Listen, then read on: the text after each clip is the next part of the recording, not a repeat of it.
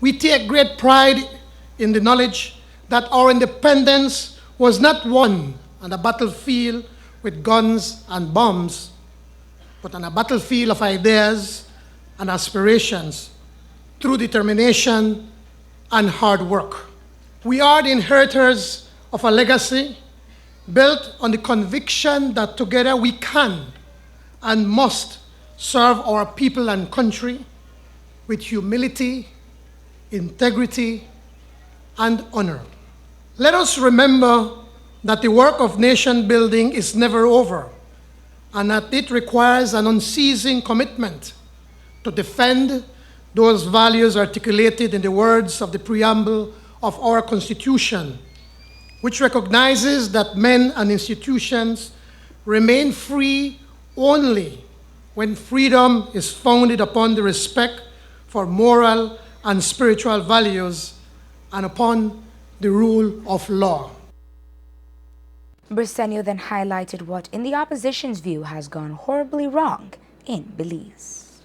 Belizean heart that beats with social justice has all but stopped, fatigued by the greed and selfishness that has taken root and given rise to ever-increasing poverty in our nation. In a time of so much, it is not right that so many Belizeans have so little.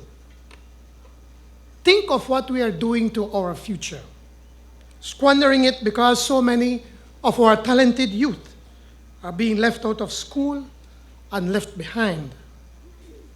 The unfairness of rampant cronyism and cynicism, which has crept into the very aspect of our lives, robs our young people of their dreams.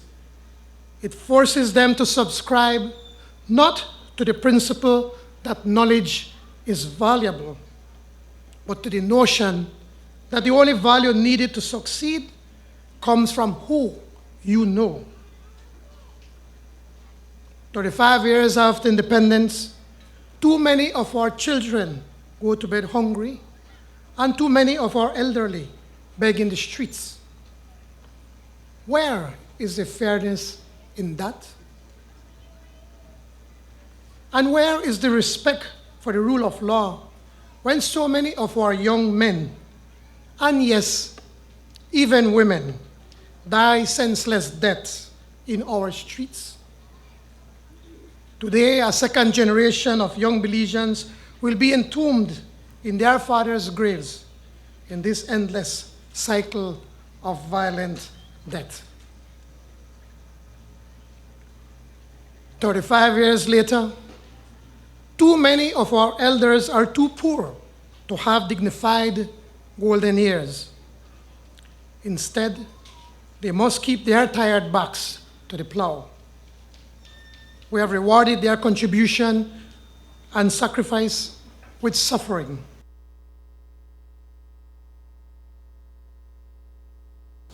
And while Briceno highlighted the social ills, he said the opposition is not without fault. It can be said that during the last PUP administration, all was not right, but neither were we all wrong. Yes, we all share blame for those things that have gone so wrong. No one is immune or innocent. None of us is without sin. But we cannot fix what is wrong unless together we recognize the causes and do the right thing. We must fix it.